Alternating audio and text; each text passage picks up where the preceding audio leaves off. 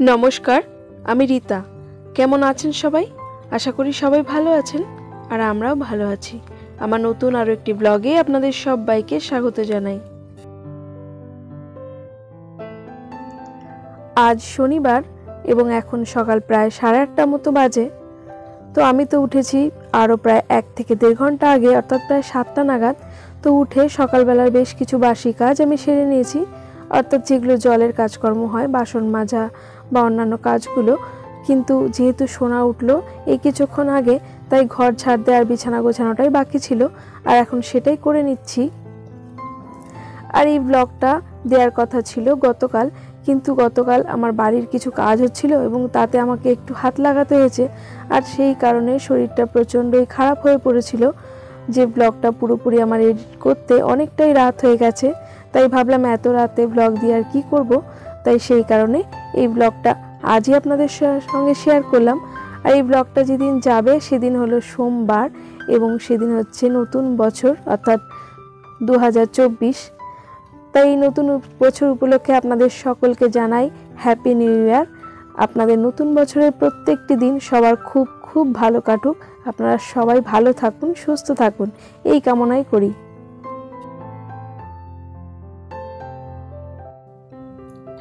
শীতকালের বেশ কিছু খাবার আছে যেগুলো খুবই জনপ্রিয়, যেগুলো শুধুমাত্র শীতকালেই খাওয়া হয়ে থাকে। তার মধ্যে একটি হচ্ছে সরু চাকলি, যেটি আমার হাজবেন্ডের ভীষণই পছন্দের। তো বেশ কিছুদিন ধরেই বলছিল যে এবারে তো শীতের কিছুই করে খাওয়ালে না, কারণ অনেক দিন ধরেই মটরশুঁটি আনছে অথচ তাকে কচুরি করে খাওয়ানো হচ্ছে না। এছাড়াও পিঠে বা অন্যান্য কিছু জিনিস যেগুলো তার ভালো লাগে, তো একদমই সময় করে উঠে সেগুলো করে দিতে পারছি না।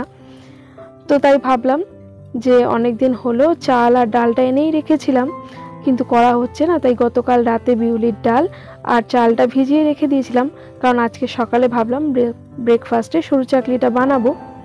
তো সেই জন্য সকালবেলা উঠে অন্যান্য কাজকর্ম সেরে নিয়ে তো চাল আর ডালটা মিক্সিতে বেটে নিলাম। তবে সোনা কিন্তু এসব পছন্দ করে না, তো ওর জন্য একটু রুটি করে দেব। আর এই তো সোনা উঠেছে, তাই একটু চা বানিয়ে নিলাম। তবে আমি কিন্তু আরও একবার চা খেয়ে নিয়েছি হাজবেন্ডের সঙ্গে। আর এই মুহূর্তে হাজবেন্ড তো চা খেয়ে সেই সকালবেলা টোটো নিয়ে বেরিয়ে গেছে। তো সে বলেছে খাবার হলে তাকে ফোন করতে। তো সেই কারণেই মোটামুটি কাজকর্ম সেরে নিয়ে এখন চা খেয়ে নিচ্ছি, আর তারপরেই ভাবছি সরু চাকলিটা বানাবো।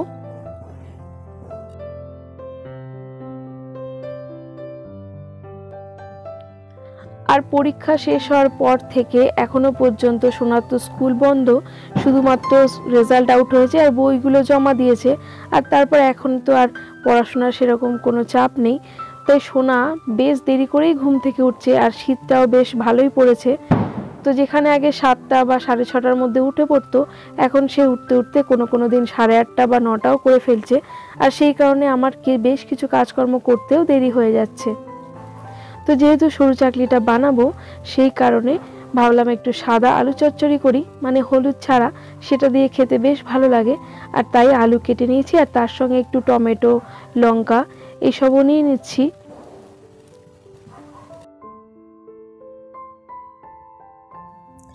তবে সাদা আলু চচ্চড়ি ছাড়াও নলেন গুড় বা খেজুরের গুড় দিয়ে খেতেও সরু চাকলিটা বেশ ভালো লাগে। আর গতকাল রাতে হাজবেন্ড সেই গুড়টা নিয়েও এসেছেন। আর তাই তো ভাবলাম আজকে সকাল সকাল ব্রেকফাস্টে ওটাই করব। কিন্তু সমস্ত উপকরণ জোগাড় করে যখন হাজবেন্ডকে ফোন করলাম, তখন সে বলছে বাজারে তার টিফিন খাওয়া হয়ে গেছে। আর এটা শুনে তো আমার ভীষণই রাগ হচ্ছিল, কারণ আমি ভাবছিলাম সে হয়তো আমাকে ফোন করে জিজ্ঞাসা করবে যে আমি এখন বাড়ি যাব কিনা। কিন্তু উল্টো দিক থেকে উত্তর এলো যে আমি তো ভাবছিলাম তুমি আমাকে কখন ফোন করবে। তো যাই হোক, এসবের মাঝে সময়টা অনেকটা পেরিয়ে গেছে, বেলা এখন প্রায় 10টা বাজে। তো হাজবেন্ড যখন বাজারে খেয়ে নিয়েছে, তাই ওই জিনিসটি এখন আর তৈরি করব না, তাহলে সন্ধেবেলার দিকেই বানিয়ে দেব, এরকম একটা মনস্থির করে এখন রুটিটা বানিয়ে নিচ্ছি। সেটা সোনাও খাবে আর ওখান থেকে আমিও খেয়ে নেব। তো সোনাকে বললাম সাদা আলু চচ্চড়িটা যখন করেই ফেলেছি, তুমি তাহলে আজকে ওটা দিয়ে রুটি খাও, ওটা দিয়েও খেতে বেশ ভালো লাগে। কিন্তু সোনা প্রথমে একটু অপছন্দ করলেও পরে আমি তাকে বুঝিয়ে সুঝিয়ে সেটা দিয়েই খাইয়ে দিয়েছি।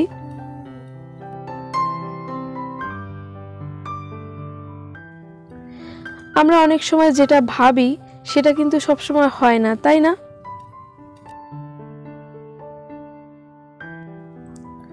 আর এই মুহূর্তে সমস্ত রাগটা যেন সোনার উপর গিয়েই পড়ছিল।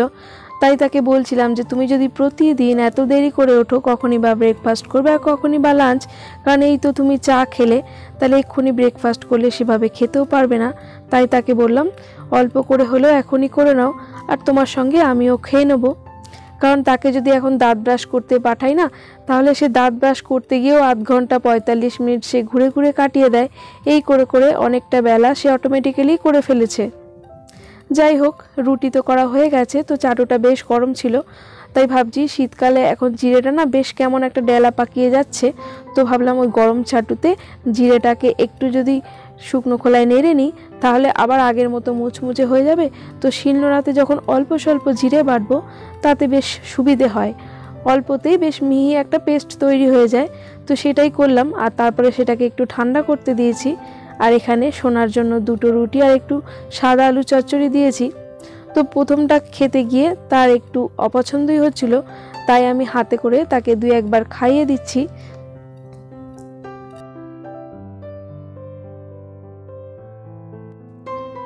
কারণ আমি জানি একবার যদি তাকে একটু টেস্টটা করিয়ে দিই এবং ভালো লাগে, তাহলে সে নিজে হাতেই খেয়ে নেবে। আর তাকে খাইয়ে দেওয়ার পর এখানে একটু ডালও করে নেব।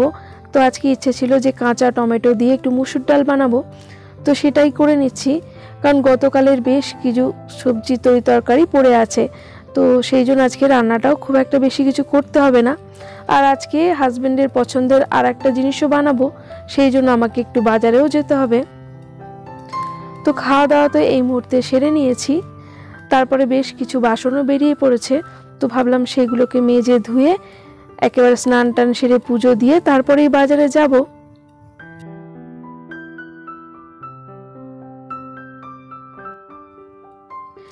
আর এখন বেলা 11টা বাজে। তো এই সময় হাজব্যান্ড বাড়ি এসেছিল, কারণ আমাদের যে ঘরটা করা হয়েছে না, তো সেই ঘরটার কিছু কাজ বাকি রয়ে গেছে, তো সেটাই আবার নতুন করে শুরু হবে। তো সেই জন্য তো বালি সিমেন্টের দরকার। তো কয়েক বস্তা বালি সে নিজেই টোটোতে করে নিয়ে এসছে, তো লাগবে তো অনেকটাই, তাই জন্য আরও বেশ কিছু বালি তো ভ্যানে করে দিয়ে যাবে, সেটাই বলে গেল। আর এই মুহূর্তে আমার স্নান হয়ে গেছে, তাই পুজোটাও দিয়ে নিচ্ছি। আর তারপরে ভেবেছিলাম যে আমি বাজারে যাব, কিন্তু সে বলল যে তোমাকে আর বাজারে যেতে হবে না, আমি সোনাকে নিয়েই যাচ্ছি। তো ওর হাতেই বেশ কয়েকটা জিনিস বাজারে কিনে রেখেছে, তো সেটা পাঠিয়ে দেবে। তো আমি ভাবলাম বেশ ভালোই হলো, কারণ বেলা তো অনেকটাই হয়ে গেছে, তাহলে আমাকে আর যেতে হবে না, রান্না যেটুকু যা করব সেটুকু তাহলে এগিয়ে রাখি। আর এই তো আপনাদের সঙ্গে গল্প করতে করতে অনেক কাজ কিন্তু আমি এগিয়ে ফেলেছি, আর পুজোটাও আমার দেয়া হয়ে গেছে। আর আমি কিন্তু প্রতিদিনই পুজো দেওয়ার পর মহালক্ষ্মী অষ্টকস্তোত্রম, হনুমান চল্লিশা এগুলো পড়ি, তবে সেগুলো আর শেয়ার করা হয়ে ওঠে না, যেটা আজ আপনাদের সঙ্গে শেয়ার করলাম।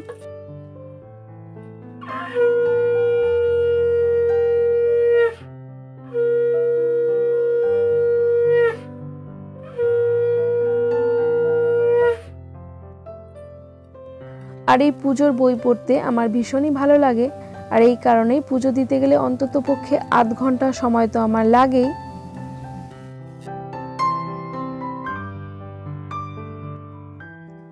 আর এই তো পুজো দিয়ে উঠতে না উঠতেই বালি নিয়ে চলে এসেছে।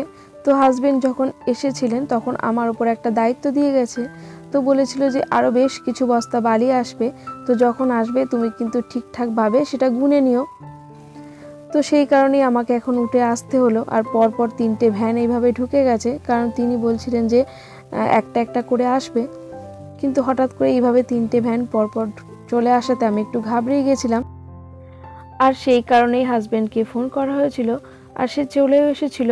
আর এতগুলো বালি কোথায় রাখা হবে সেটা আমিও ভেবে উঠতে পারছিলাম না। তারপর কিছু তো ওই নতুন ঘরে রাখা হয়েছে, আর কিছুটা বাইরে, কারণ আগামীকাল থেকে কাজ শুরু হয়ে যাবে।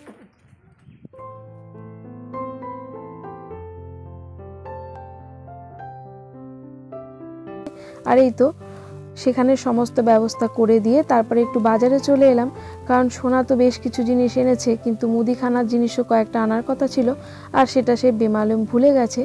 তো সেই জিনিসটা না হলে আজকে একেবারেই চলবে না। তো সেই কারণেই আমাকে আবার বাজারে আসতে হলো। আর আমার কাছে শীতকালে বা গরমকালে বাড়ির কাজ করতে করতে হঠাৎ করে বাজারে যাওয়া বা বাইরের কোনো কাজ করতে যাওয়া কি অসুবিধে বলুন তো। যে জামাটা পরে আছি বা যে পোশাকটা পরে আছি সেটা পরে আবার একটা অন্য পোশাক পরতে একেবারেই মন চায় না। আবার গরমকালে বাড়িতে যে হালকা পাতলা পোশাকটা পরে থাকি সেটা ছেড়ে যদি অন্যটা পরে যাই, বাড়ি এসে ভাবি কতক্ষণে সেটা ছেড়ে একটা হালকা পাতলা পোশাক পরবো, তাই না? তো এই তো বাজার করে নিয়ে বাড়িতেও চলে এসেছি। সব থেকে বেশি দরকার ছিল এই যে মূলোটা একেবারে ঝিরিঝিরি করে গ্রেটার দিয়ে কেটে নিয়েছি, কারণ আজ মূলোর বড়া বানাবো। বেশ কিছুদিন ধরে সে বলে যাচ্ছে, কই এতবার করে মূলো নিয়ে আসছি, পৌষ মাস চলে গেলে আর তো মূলো খাওয়া হবে না, তুমি কবে মূলোর বড়াটা বানিয়ে খাওয়াবে? তাই ভাবলাম দরকার নেই, আজকেই করে দিই। কারণ মূলো সে নিয়ে এসছে, তো সেটাই এইভাবে কেটে নিয়েছি। আর তার মধ্যে একটু ধনেপাতা কুচি, একটু লঙ্কা, একটু বেসন, নুন, হলুদ আর সামান্য একটু চিনি দিয়ে সুন্দর করে মেখে নিয়েছি। আর এই যে তাড়াহুড়োর মধ্যে বড়াটা যখন ভাজবো সেটা আপনাদের সঙ্গে শেয়ার করতেই ভুলে গেছি। তো একদিকে বড়া ভাজা বসিয়ে দিলাম, আর একদিকে মুসুর ডালটায় ফোড়ন দিয়ে দিলাম। তো এর মধ্যে একটু ধনেপাতা কুচি দিয়ে দেবো। তো দুদিকে দুটো জিনিস বসিয়ে দিয়েছি। আর গতকালের বেশ কিছু তরকারি পড়ে আছে, তো সেগুলো একটু গরম করে নিতে হবে।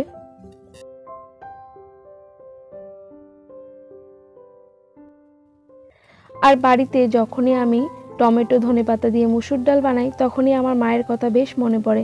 কারণ আমার মা এই ডালটা এত সুন্দর বানাতেন, তার এত সুন্দর স্বাদ আর গন্ধ, সেটা যেন আমি যতই চেষ্টা করি তা কোনোভাবেই হয় না। আর এই যে বড়া ভাজা হয়ে গেছে, তো আরও কিছুটা পড়ে আছে, সেটাও ভেজে নেব। আর তখনই আমি আপনাদের সঙ্গে ওটাও শেয়ার করব। তবে তার আগে সোনাকে আর হাজব্যান্ডকে খেতে দিয়ে দিই। এখানে গতকালে একটু পেঁয়াজ কলি আছে, পালং শাকের চচ্চড়ি আছে, আর তার সঙ্গে মূলোর বড়া ভাজা আর একটু মুসুর ডাল করে নিয়েছি। তো এই দিয়েই আজকে দুপুরের লাঞ্চটা আমরা সেরে নেব। আর মূলো দিয়ে বড়া ভাজবো শুনে সোনা তো প্রথম একটু নাক সিট করছিল, কারণ মূলোর যে একটা বাজে গন্ধ আছে না, সেই জন্যই সে ওইভাবে করছিল। তো যখন তাকে ভেজে খাওয়ানো হলো তখন আবার চেয়েও সে খেয়ে নিয়েছে, কারণ তার কাছে বেশ ভালোই লেগেছে। সোনার এবং সোনার বাবার দুজনেরই খাওয়া হয়ে গেছে। আর এবার আমি নিজেও খাবারটা নিয়ে বসবো। আর শীতকালীন বেশ কিছু সবজি যেগুলো সোনা একদমই খেতে চাইছে না এখন আর, শিম, পেঁয়াজ কলি বা পালং শাক, কিন্তু সেটা বললে তো হবে না, সমস্ত কিছুই দেওয়া প্রয়োজন আছে, তাই না? তো আমি জোর করে হলেও তাকে খাইয়ে দিই। আর যে জিনিসগুলো সে খেতে পছন্দ করে না সে বলে, মা তুমি নিজে হাতে খাইয়ে দাও আমাকে, তাহলে সে সেটা খেয়ে নেয়। আর এই তো সমস্ত কাজ গোছানোর পর নিজের জামা কাপড় মেলার একদমই সময় হচ্ছিল না, তাই এই তো জামা কাপড়গুলো এই ঘরটাতে মেলে দিলাম, কারণ এখন বেলা পড়ে এসেছে আর বাইরে দিয়ে কোনো লাভ নেই।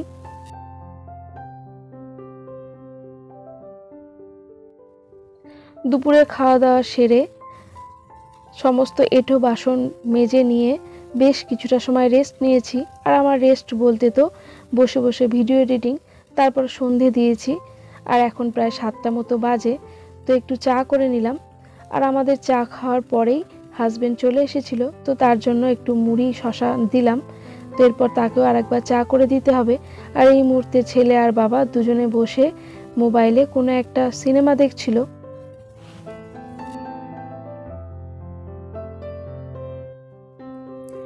এখন রাত 9টা বাজে। তো হাজবেন্ড তো এরই মাঝে একবার বাজারে গিয়েছিলেন আর কিছু সবজিপাতি নিয়ে চলে এসছেন, কারণ আগামীকাল বাড়িতে কিছু কাজ হবে। তো বাড়িতে মিস্ত্রি লাগবে বলে সেরকম মতনই বাজার করে নিয়ে এসছেন। তো ওইদিকে তিনি বসে বসে আমাকে কিছু কাজ এগিয়ে দিচ্ছেন। আর আমি ততক্ষণে সকালবেলা যে সরু চাকলির প্রস্তুতিটা করে রেখেছিলাম, তো সেটাই এখন বানিয়ে নিচ্ছি।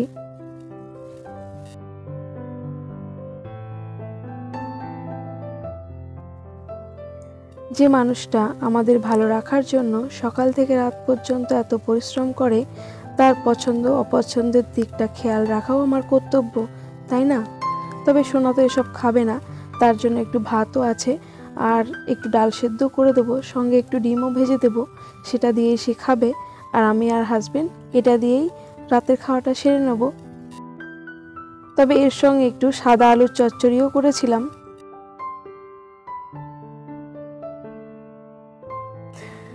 তো এই সমস্ত খাবার সমস্ত কিছু জোগাড় করতে করতে রাত প্রায় 11টা বেজে গিয়েছিল।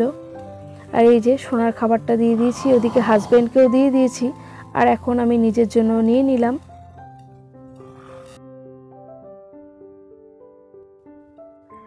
আর এই খেজুরের গুড়টা দিয়ে ময়দার গোলা রুটি, পরোটা কিংবা সরু চাকলি খেতে আমার কিন্তু বেশ লাগে। আর এই তো খাওয়া দাওয়া সেরে নিয়ে বাসনটা গুছিয়ে রেখে দিলাম, কারণ রাতের দিকে এখন আমি আর বাসন মাজছি না, যবে থেকে ঠান্ডাটা পড়েছে। তবে গ্যাস এবং কাউন্টার টপটা মুছে পরিষ্কার করে নিলাম, কারণ এটা পরিষ্কার না থাকলে ভালো লাগে না।